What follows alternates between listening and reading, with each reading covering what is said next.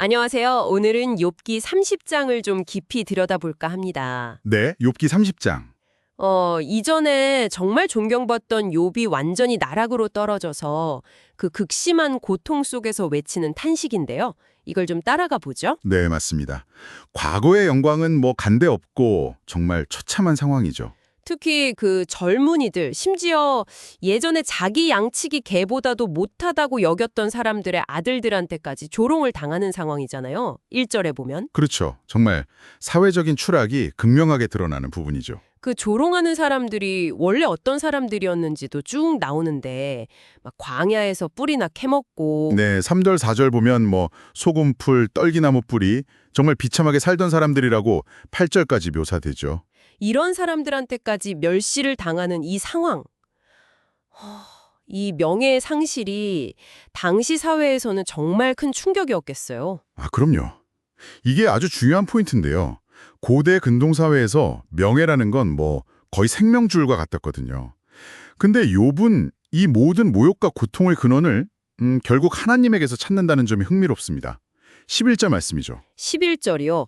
아, 하나님이 내 활시위를 늘어뜨리시고 이 부분이군요. 네, 나를 곤고하게 하심에 무리가 내 앞에서 굴레를 벗었음이니라.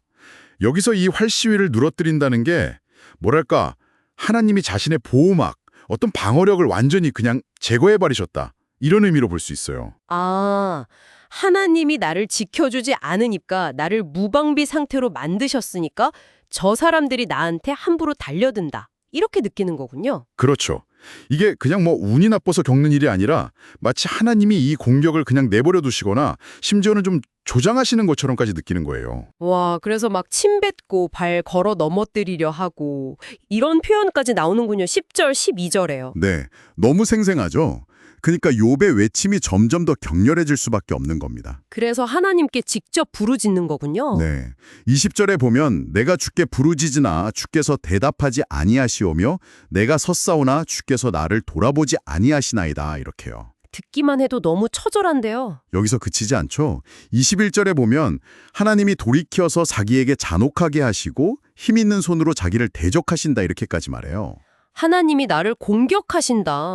와. 심지어 22절에는 막 바람에 실려서 날아가게 하고 내던져버리는 것 같은 그런 폭력적인 이미지까지 쓰거든요. 이건 뭐 단순한 원망을 넘어서는 것 같은데요. 하나님이랑 지금 씨름을 하고 있는 거잖아요. 맞습니다. 바로 그 지점이 이제 욥기의 아주 핵심적인 질문과 연결되는 거예요. 단순히 고난을 받는 게 아니라 나를 적대하는 것처럼 보이는 하나님과 정면으로 맞서고 있는 거죠. 그러면서 자신의 그 육체적인 고통도 정말 생생하게 묘사를 하죠. 네네. 막 생명이 속에서 녹아내린다. 16절. 밤에는 뼈가 쑤신다. 17절. 네. 그리고 피부는 검게 변하고 뼈는 열기로 타들어간다. 30절. 이런 표현들이 그냥 문학적인 수사가 아니라 실제 겪는 고통의 반영으로 보입니다. 이런 육체적인 고통이 그 정신적인 고독감하고도 깊이 연결되는 것 같아요. 물론이죠. 자기가 뭐 일이나 타조 같은 그런 황량한 존재가 되었다. 29절. 예전에 기쁨을 상징하던 수금이나 피리 소리가 이제는 통곡 소리로 변했다. 31절. 와. 맞아요. 육체의 고통과 영혼의 고통은 절대 분리될 수가 없죠. 특히 욥을 더 힘들게 하는 게 있어요. 어떤 걸까요? 바로 과거 자신의 모습입니다. 25절에 보면 자기가 과거에 고통받는 사람들을 위해서 울었고 빈궁한 자들을 위해서 근심했다고 해상하거든요. 아, 내가 그렇게 의롭게 살려고 했고 남들을 도왔는데 왜 나에게 이런 일이 닥치는가? 그렇죠. 그래서 26절 말씀이 정말 가슴 아프게 다가옵니다.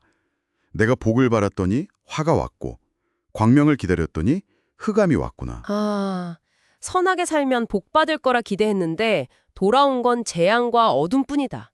이 배신감, 이 부당함이 정말 컸겠네요. 네, 이게 바로 이제 의롭게 살았다고 믿는 사람이 이해할 수 없는 고난 앞에서 던지는 아주 근본적인 질문이죠. 정의는 어디에 있는가? 하나님의 응답은 무엇인가? 그래서 죽음이 정말 가까이 왔다고 느끼면서도 23절, 이 재앙 속에서 어떻게 도움을 부르짖지 않을 수 있겠냐고 24절 항변하는 거군요. 맞습니다. 이해할 수 없는 현실 앞에서 하나님을 향해 질문하고 때로는 원망하고 분노하면서도 끝까지 그 관계의 끈을 놓지 않으려는 이 모습. 이게 바로 욥, 그리고 어쩌면 우리 인간의 모습일 수도 있겠죠. 네, 오늘 욥기 30장을 통해서 정말 존경받던 한 인물이 겪게 되는 그 처절한 추락, 또 육체적인 고통, 그리고 무엇보다도 침묵하시거나 혹은 적대적으로 느껴지기까지 하는 하나님을 향한 그 외침을 함께 들어봤습니다. 네. 욥은 정말 응답이 없는 것 같은 그 상황에서도 죽음을 눈앞에 두고서도 23절 계속해서 부르짖고 도움을 구하잖아요. 24절. 하나님을 향해 원망하고 때로는 비난처럼 들리는 말을 쏟아내면서도 어떻게든 그 관계를 이어가려는 이 필사적인 모습이 참 많은 생각을 하게 만드는 것 같습니다. 그렇죠. 극한의 고난 속에서 신앙이란 혹은 관계라는 게 과연 무엇일까 하는 질문을 던지게 되네요. 네. 이 절망 속에서도 꺼지지 않는 그 외침, 그 관계에 대한 갈망이 오늘 우리에게는 또 어떤 의미로 다가오는지 한번 생각해 보시면 좋겠습니다.